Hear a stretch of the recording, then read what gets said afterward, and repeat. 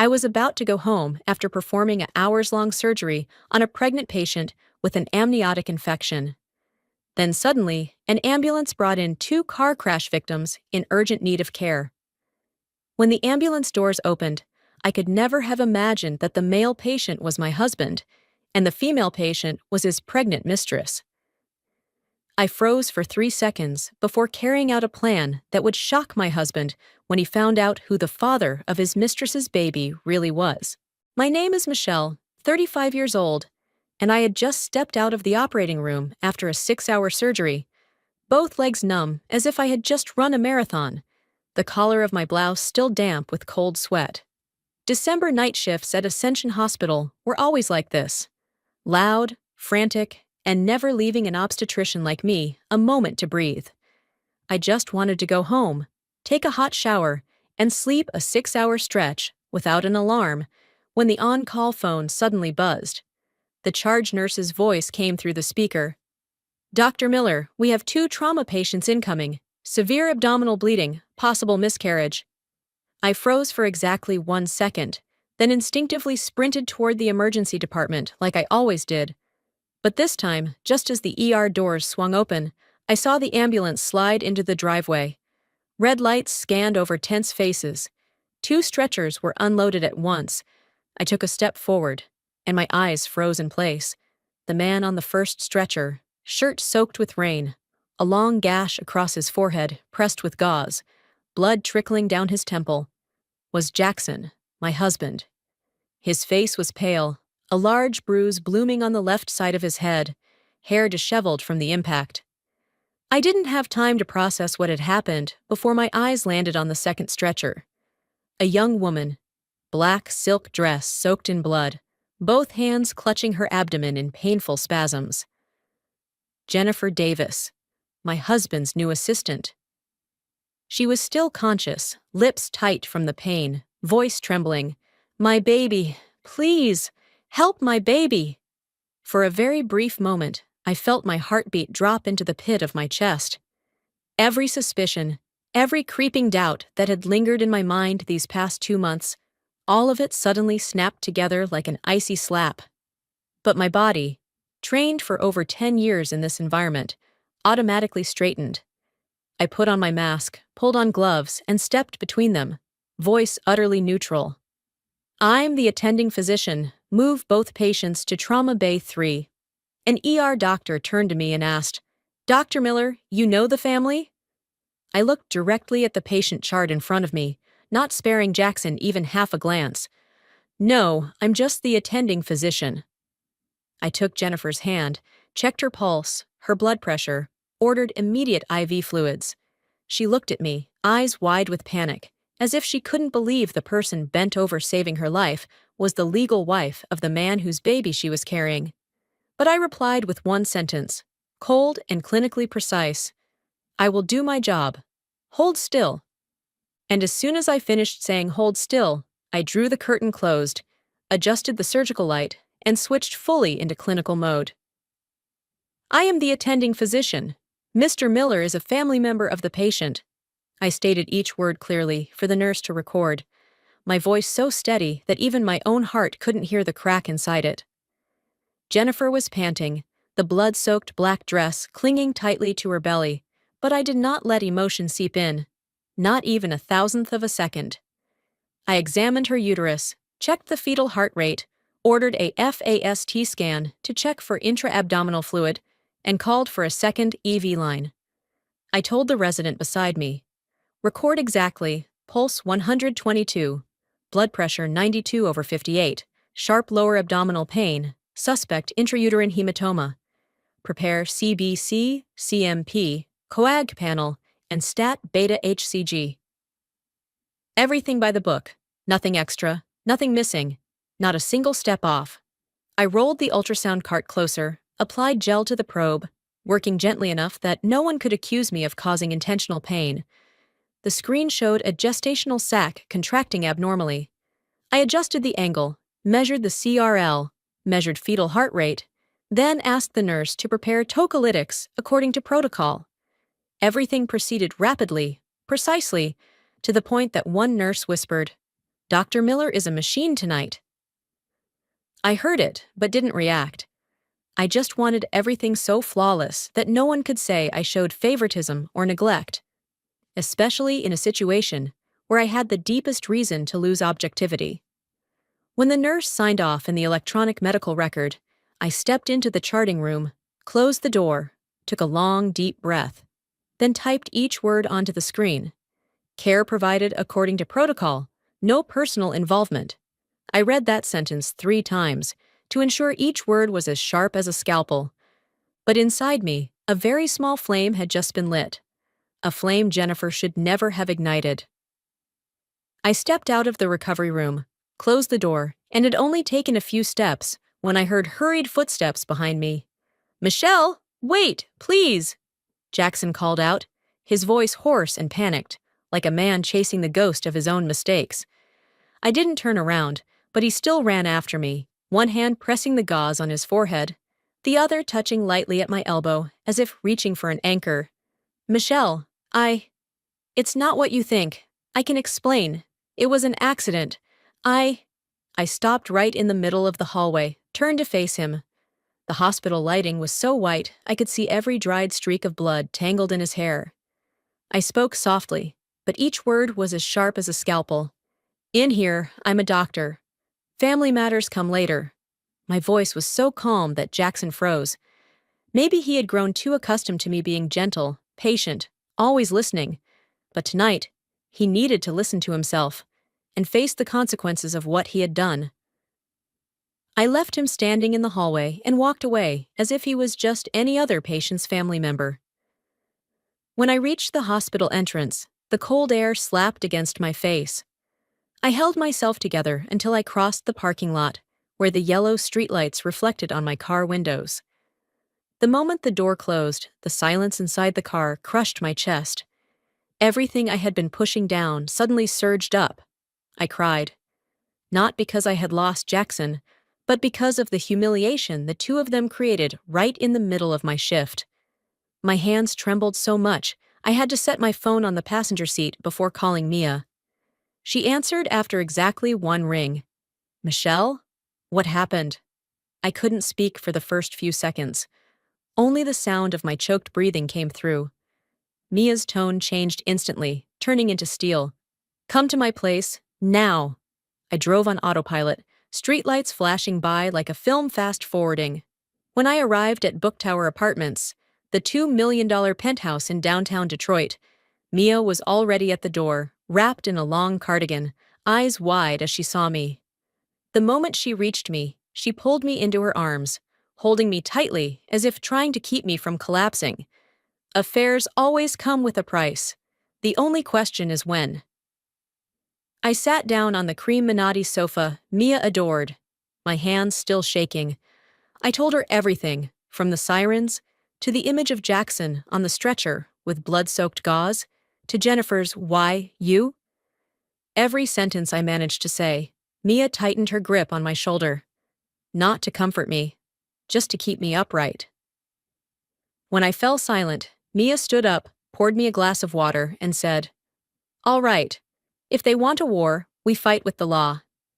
Then she picked up her phone, dialed a familiar number, and said, "I want him here tomorrow. Michelle needs support." I looked at her, confused. Mia gave a thin, cold smile. "Not just support. Michelle, to protect yourself, you need someone who knows how to dig out the truth." She set down her phone, turned to me. "This is William Carter, a detective I've worked with on 2 financial divorce cases. He's good, discreet, and most importantly, he never loses."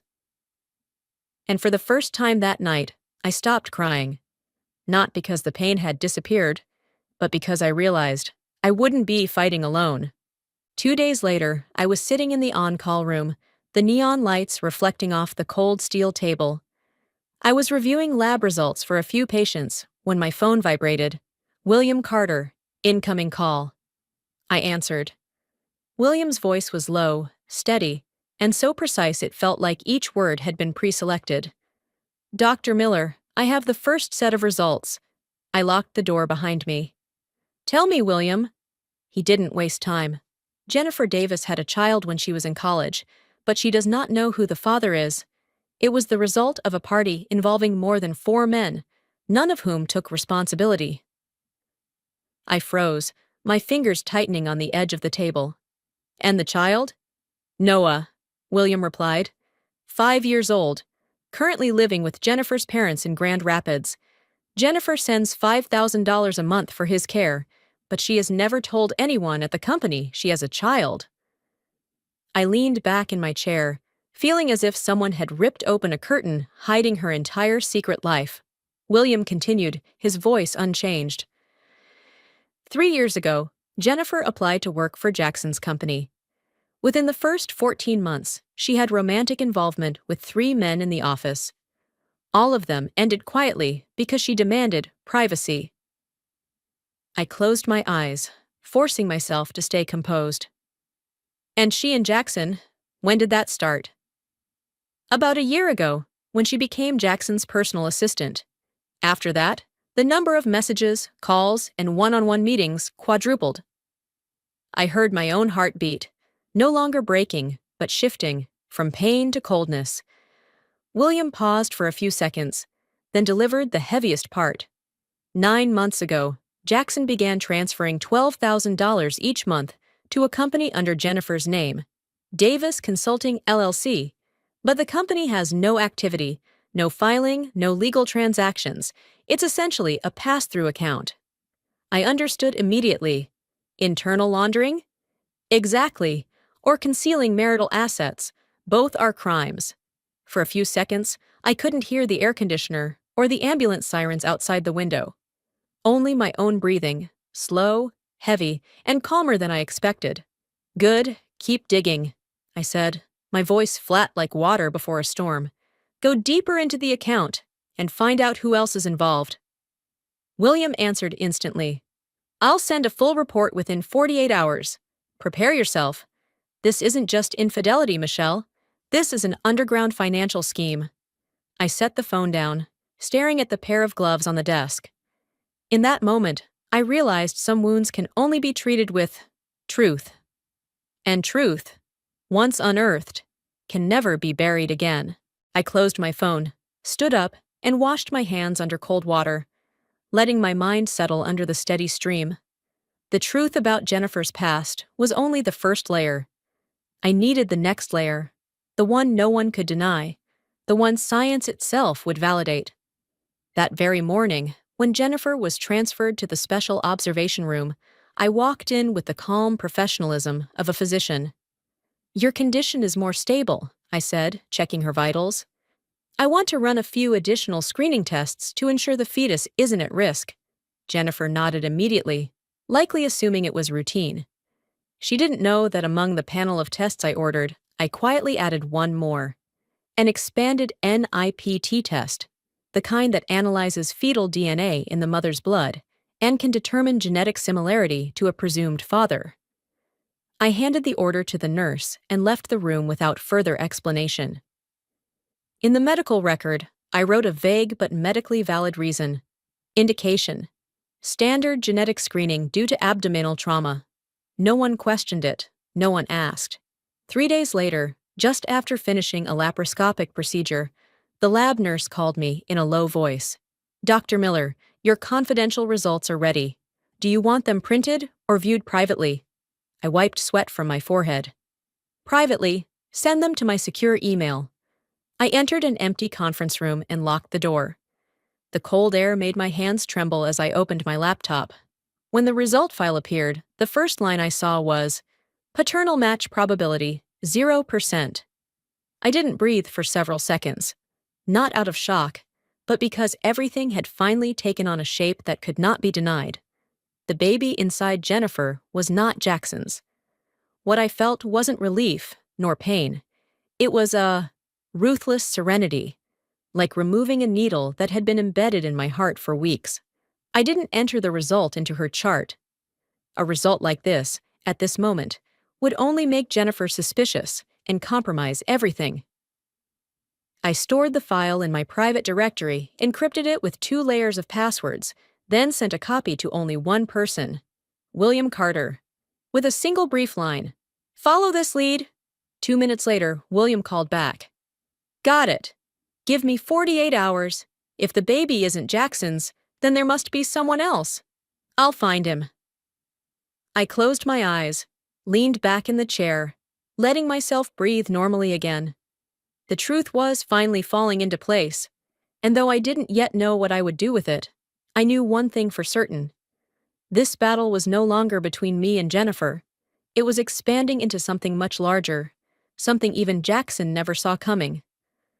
3 days later, I drove alone from Detroit to Ann Arbor for my mother-in-law's birthday. The drive took nearly an hour, and I spent almost half of it preparing myself to keep up the perfect daughter-in-law face that Jackson's family always expected. I maintained the right breathing, the right smile, the same kindness I'd always shown them, not for Jackson, but for my own dignity. When I entered the house, everyone cheered to welcome me. My mother-in-law hugged me tightly, as if everything was still perfect. Jackson stood behind her, the wound on his forehead still visible, though the gauze had been replaced. He walked over, bent down, and kissed my hair. A gesture so sweet, the entire family let out a chorus of delighted awes. To anyone looking in, we must have looked like a couple who had just fallen in love all over again. But as I sat beside him, it felt like sitting next to a stranger, a man I was quietly waiting on to see what else he might be hiding. Dishes were brought out, conversation buzzed cheerfully. I nodded, smiled on cue, responded gently, never once deviating from the serene image I had crafted through 7 years of marriage into this family. But inside, my chest was so tight, every breath felt like an effort. Just as the first glass of red wine was poured, my phone vibrated in my pocket. I glanced down discreetly beneath the table, opened the screen. Email from William Carter. Subject: You need to see this. Now. I opened it, and in that moment, the room fell silent in my mind, even as laughter still echoed around me. The first line of the email contained just 2 words. It's worse. I scrolled down, dozens of files attached, videos, images, bank receipts. William wrote, Jennifer slept with 3 men, Daniel, Michael, Mason, in the same night at a cabin in Lake St. Clair. 8 weeks later, she met each of them at the same cafe and demanded $25,000 from each to stay quiet. All cafe cameras recorded everything. She even sent blurry video clips from the cabin to Daniel as blackmail. My eyes locked on the clip William had attached. Jennifer, in a hoodie, sitting across from Michael in the cafe, her hand pushing her phone toward him, saying something the camera couldn't pick up. But Michael's panicked expression said enough. $25,000 to cover up a reckless night. My fingers tightened around my wine glass so hard my wrist trembled. I had to set it down immediately, afraid I'd drop it. My heart pounded like a hammer in my chest. I looked up, forced a polite smile as my mother-in-law asked if I wanted more salad. I answered, Yes, Mom, I'll get some. In a voice so gentle, no one could tell my hands were trembling under the table, clasped tightly together. Only I knew. Only I understood.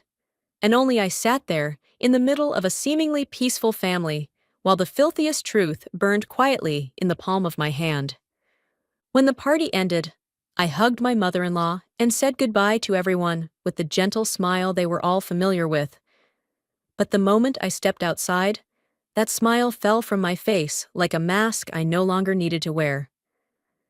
I reopened my phone and reviewed every file William had sent, every clip, every piece of evidence, every bank transfer, and I knew I couldn't let this fade into the gray.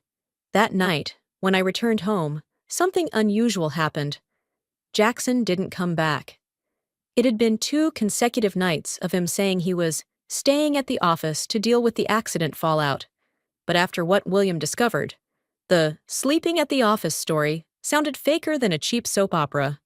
I opened my laptop, logged into our shared financial portal, the account we used for investments and property purchases, and sure enough, buried in recent transactions was a name I had never heard before.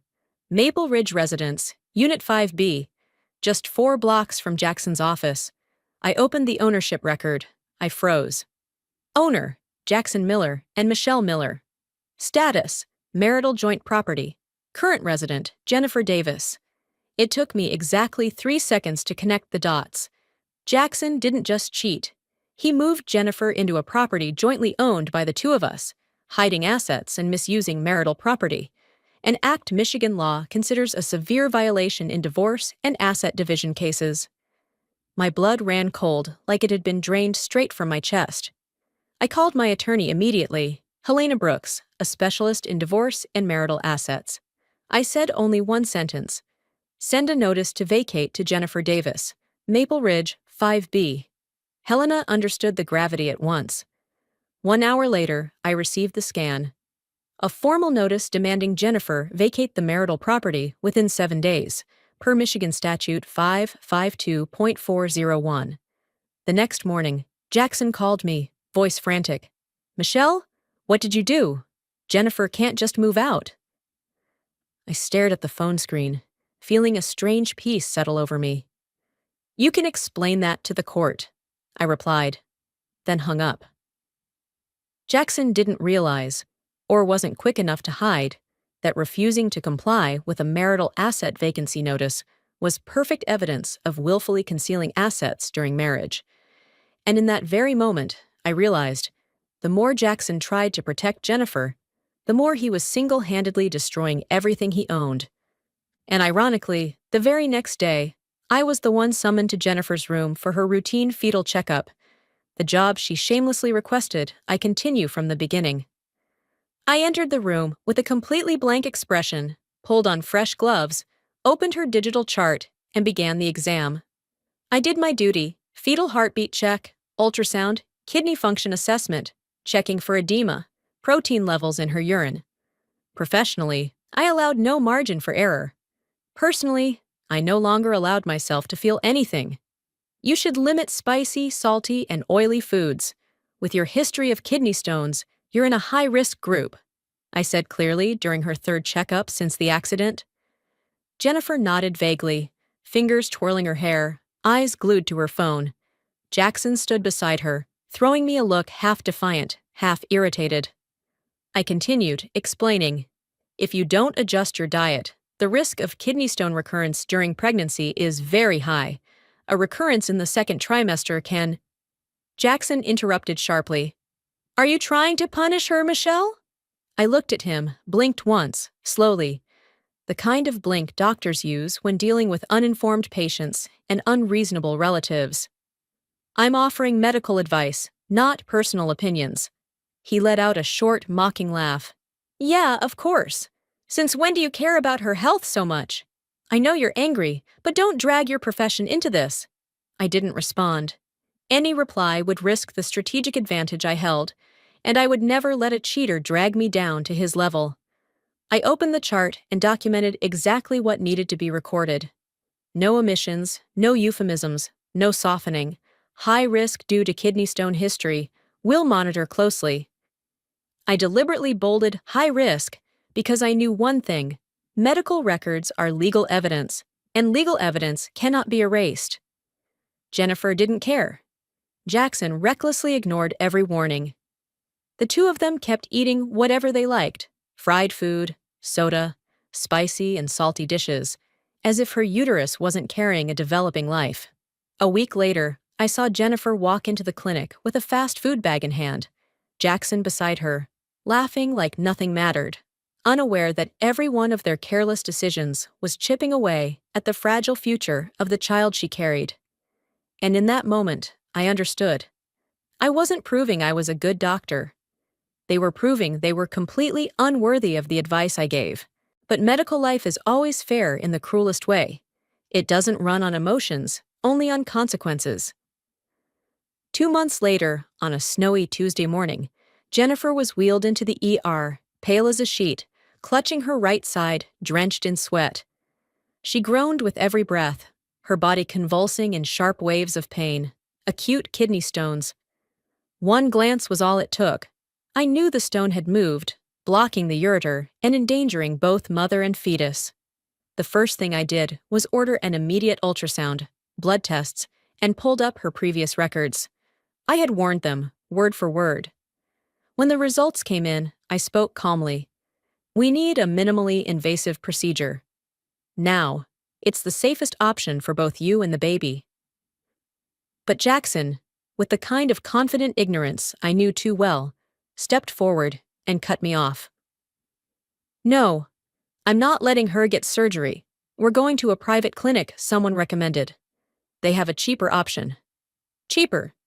He was talking about the life of a pregnant woman and an unborn child, with the benchmark of cheaper. I stayed calm, explained slowly and clearly, in terms anyone without medical training could understand. Private clinics don't have fetal monitoring systems. The risk of infection is high. If there's a delay, she could. Jackson interrupted again. Michelle, you don't need to tell people how to live their lives. This is our family's decision. She doesn't trust you. I looked at Jennifer. She was in so much pain, her lips had turned blue, but still nodded weakly in agreement with Jackson, like a programmed doll. And so, they signed the release form for full personal liability, then walked out of the hospital in their expensive SUV, like they were going shopping, not running away from a medical emergency. I knew what was coming would be terrible, but as a doctor, I couldn't stop people who chose to walk straight into their mistakes. 3 days later, while I was doing morning prenatal rounds, the ER called. Dr. Miller, we have a returning patient. Pregnant, high fever, low blood pressure, possible septic shock. I rushed downstairs. Jennifer lay on the stretcher, shivering uncontrollably, lips cracked and bleeding, eyes dull. The fourth site was infected, her side swollen and red, pulse weak as a thread. Jackson ran beside her, panicked, the gauze on his forehead gone without him realizing it. Michelle, please, you have to save her. They said antibiotics would be enough. They said. I didn't look at him. I looked only at Jennifer, and with one glance, I knew. A few more minutes, and neither mother nor child would survive. Get her to the OR now, I shouted, for the first time in years, letting my voice rise beyond what was normal for an OBGYN. I scrubbed in, changed into sterile gear, and gripped the scalpel with the kind of focus I reserved only for the riskiest surgeries. The monitor beeped urgently. Nurses called out dropping vitals.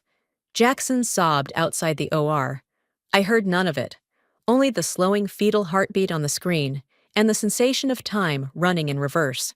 With every ounce of skill I had, I made the right incision, drained the pus, irrigated the abdomen, controlled the infection, stabilized circulation, and ultimately kept the baby safe inside the womb. When the surgery ended, the entire OR exhaled in unison. Jennifer survived. The baby survived. I removed my gloves, bowed my head for a second, not from exhaustion, but from the weight of fighting to save 2 lives, one of whom had willfully tried to destroy mine. And outside the OR, Jackson stood there, pale as ash, staring at me as if he'd just seen something he never imagined, that I could save everyone, except the marriage he had already killed. But that night, I didn't have time to think of Jackson or Jennifer as the people who betrayed me. In front of me were only a patient and a small life fighting to survive. Less than 40 minutes after the infected surgery ended, the fetus's condition began to deteriorate. Heart rate dropped, uterine contractions became erratic, oxygen levels fluctuated. I looked at the monitor, at Jennifer's belly, then at the team around me. We need to deliver, now. No one objected. No one questioned me. I made the final call. The emergency delivery at 32 weeks lasted nearly 4 hours, a stretch of time that felt both like an eternity and a single breath. I held my incision steady, ordered max steroid infusion for fetal lungs, fought for every second as Jennifer's blood pressure crashed, stabilized, then crashed again. The entire OR was silent, only the machines echoing off the white walls.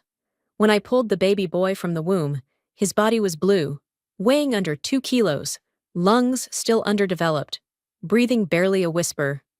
But he lived. He moved. He gave the faintest sign of life into my hand. One nurse wept. Another exhaled so deeply her shoulders collapsed. As for me, I simply lowered my hand to my chest, feeling my own heartbeat synced with my profession. Steady, precise, unmoved. As the baby was transferred to the NICU, I returned to close Jennifer's surgical site, checking final fluid loss and drug response. My entire body ached, my neck strained like it was being pulled, but my heart was strangely calm. I had done what was right. I had given everything. Not for Jackson, not for Jennifer, but for an innocent child who never chose the circumstances of his birth. When Jennifer woke from anesthesia, tears streamed down her pale cheeks. She looked at me. No arrogance, no challenge, no triumph left. Only the raw fear of a mother who nearly lost her child. Her voice broke, jagged and fragmented. "Thank you. I'm sorry. I didn't say it's okay. I didn't say I forgive you. I just nodded. Enough for her to know her apology was heard, but not enough to erase what had happened. And as I walked out of the recovery room and closed the door behind me, I knew this one thing for certain. From this moment on, the spiral of consequences Jackson and Jennifer had set in motion would no longer affect just me. It would consume their lives as well. My eyes were still stinging from the operating room lights as I stepped into the postnatal room, where Jennifer was resting after delivery and the baby boy was being monitored in the NICU. The room was so quiet you could hear the IV drip falling steadily. But that silence didn't last a full minute. The door burst open. Jackson walked in, his face drawn from 3 sleepless days in the hospital hallway, but his eyes held something I had never seen before. Shameless confidence. "Michelle," he said, standing upright, voice tight like a pulled string, "I want to talk about custody. I'm the baby's father. I have legal rights." I looked at him, feeling like I was watching a stranger audition for a role he never belonged to. He really believed that. Or maybe he just needed to. I reached into my coat pocket and pulled out a white envelope stamped by the hospital's lab, an envelope I had kept since the birth. I placed it in Jackson's hand, my voice calm, as if I were discussing the weather. "Read it. This is the postnatal DNA result." Jackson tore it open immediately, his eyes scanning the first line. And in that instant, I watched the confidence in him disintegrate into ash. His lips parted, but made no sound. His hands shook so violently, the paper nearly slipped to the floor. He read it again, this time out loud. "Paternal match, 0%. 0? That's not possible. That's not possible." I said nothing. I had spoken enough over the past months, through action, warnings, and a silence that carried more meaning than words ever could. Jackson stammered, voice shrill. "Then, who's the father?" I glanced up at the clock on the wall. Right then, the door opened again. Mason, Jackson's best friend of 15 years, stepped in. He froze, hands covering his mouth as he saw Jennifer on the bed and heard the baby crying faintly from the NICU. I had been the one to message Mason. I had sent him a separate copy of the secondary DNA report, the one that listed the biological father. And Mason knew. He knew, but he came to confirm it with his own eyes. Mason stepped forward, eyes red as the baby's cries echoed down the corridor. "Where's the baby? My baby! I want to see him!" Jackson screamed, lunging to block Mason. "You betrayed me! You slept with Jennifer behind my back!" Mason didn't dodge, didn't lie. He just looked at Jackson, eyes full of despair, confusion, and the guilt he could no longer hide. "I didn't betray you. I didn't know. Jennifer told me the baby was mine. I had no reason to doubt her." The room exploded in silence. Jennifer broke down, shoulders shaking violently. Jackson stood there, eyes bloodshot, mouth open, but unable to make a sound. In that moment, I saw everything clearly under the fluorescent light. Jackson lost his wife. Jackson lost his best friend. Jackson lost the one illusion he'd clung to for months, that Jennifer was carrying his child. As he collapsed into a chair, face buried in his hands, I felt only one thing. This wasn't my victory. This was his consequence, delivered at the precise moment when I had no choice left but the truth. And that consequence didn't end in the hospital room. It followed me straight to the Wayne County Family Court, where I placed a thick file on the judge's desk. Unshaken, without hesitation, with not a single tear left for a man who no longer deserved them. In my divorce filing, I included everything necessary to expose what Jackson had done. Illegally transferring $12,000 per month into a shell company under Jennifer's name. Hiding marital assets by moving his mistress into Maple Ridge 5B, property jointly owned by both of us. Financially supporting a fake company, violating Michigan's marital transparency laws. I remember the judge's eyes as she flipped to page 18. She looked up over her glasses, first at me, then at Jackson, who sat frozen like a statue, fists clenched. "Mr. Miller," she said slowly, clearly, "your actions not only breach marital obligations, but also violate asset division laws. Mrs. Michelle Miller has the legal right to claim division in favor of the injured party." Jackson opened his mouth to speak, but his lawyer placed a hand on his shoulder. A silent warning. The more he spoke, the more damage he would do. And just after 3 short hearings, the ruling came, so swiftly that many hadn't yet grasped the gravity of Jackson's misconduct. I was granted full ownership of the condo, all marital assets, and every jointly held investment. No 50-50 split, no negotiation, no compromise. Everything that had been built on my labor, 36-hour shifts, emergency surgeries, years of carrying the family income, was returned to the one who truly earned it. Jackson stood in the courthouse hallway, hands hanging by his sides, face drained of all color. No home, no family, no honor, and no best friend, because Mason was now in the NICU, cradling the baby who wasn't Jackson's. On the day the court closed the file, Jackson packed his few remaining belongings and left the condo, the one he had once brought his mistress into.